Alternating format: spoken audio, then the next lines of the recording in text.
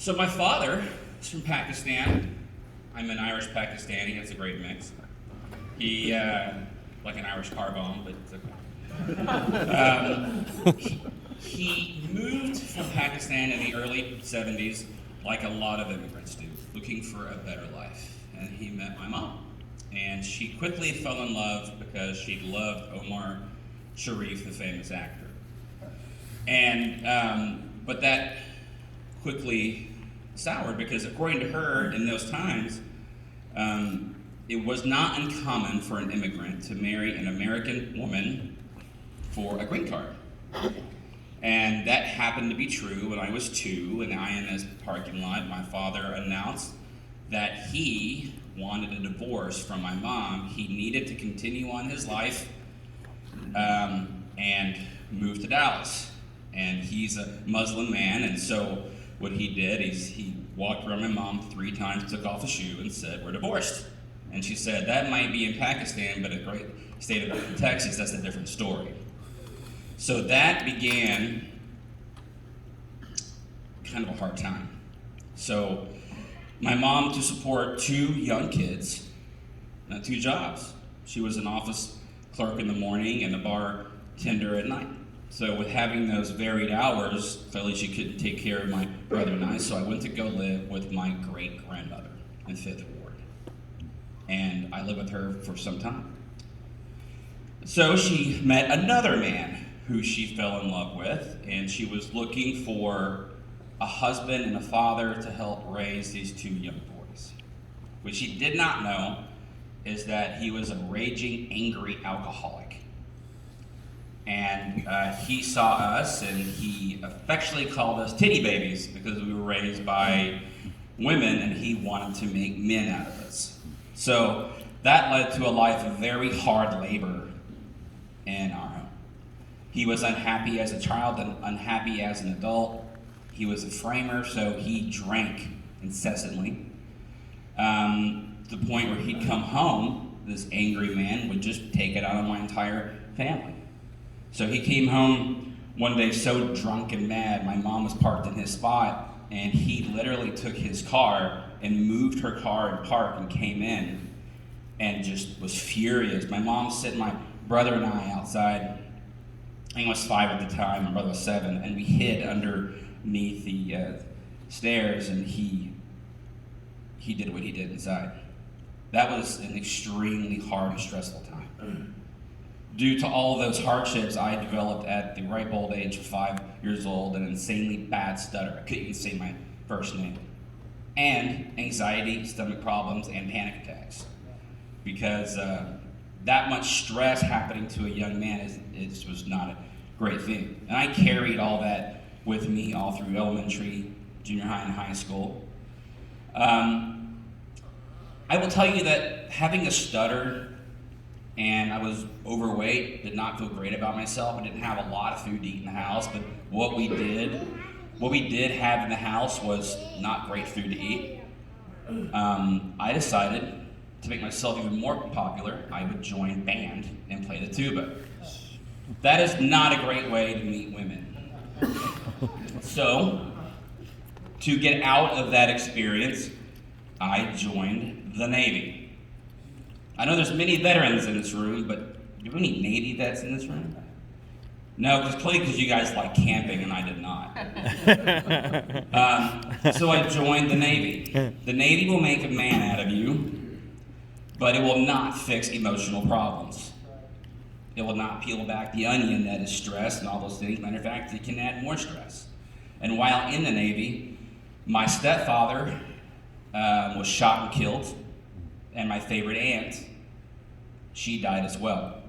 So it was even more piled up, and I felt like it was one bad thing after another. So then, I came home and I fell in love. I fell in love with a beautiful woman. Filipino, 4 foot tall, and she was angry. Very angry most of the time. She verbally abused me, and I slipped into a really deep depression. I was driving one day and I blacked out and I hit someone going 60 miles an hour of a panic attack. And I just couldn't understand what was going on in my life. It didn't make any sense, all the things I was feeling, and this painted picture of my life just didn't seem to be turning out great. And then we were engaged for 3 years. Let me tell you something, guys. If you're engaged for 3 years, you need to get counseling, because that's not a good thing to be in. She ended it. So I went from this brand new home that we built to my friend's mother's house. I didn't go home to my house, obviously, because I knew what was there. So I moved to my friend's mother's house in this tiny room. And I honestly had enough. I didn't like where my life was going. And I got my truck, and I decided that day to end my life. I didn't want to do it anymore. I was numb, and so I started driving. And I was thinking of all the ways I could hurt myself. I was going to drive into a pole as fast as I could. Realized that my truck was built back in the 70s, and that was not going to work. So I started thinking of other ways to kill myself, and I heard this little twinge. And I passed by this Presbyterian church called Spring Cypress Presbyterian. Didn't really know God at the time. I drove in, and I walked in and said, I'd like to speak to the pastor. And his wife, Helen Ferguson, said, well, I do. I'm his wife. I guess so. So I told her my plan, and she said, if you were going to die today, where'd you go? I said, I really don't care. Anything has to be better than this. So that really isn't the point of this testimony. It's not to tell you how I got saved, because we all been saved. The point of this testimony is to show you where God has been in my entire life, right? So when my father left my mother, I did not realize that was one of the best things that could have ever happened to me. Well, we all need fathers, and God has designed us to have fathers, but him leaving opened the door for me to go live with my great-grandmother, who took me to church every Sunday at a Presbyterian church. I got felt board Jesus more than I could ever stomach. But I got Jesus. And then that opened the door with my stepfather. That opened the door. God placed mighty men in my life that I didn't recognize were father figures because I was missing it. My uncle, one of my greatest heroes, he never had any kids of his own. He became my father figure. I had a friend in high school, Mr. Polis. His dad, Mr. Polis, the dad, actually took me from my house, not knowing what was going on in my life, and brought me to his very Greek house and said I didn't eat enough. And he fed me, fed my spirit, fed my soul. I had neighbors take me to church. I didn't realize all this stuff was actually happening. And then, when he ended the relationship with my ex-fiance, I never realized that he was protecting me even then. He was clearing the way. And driving past that church, that was not an accident. He knew what I needed to have happen in my life.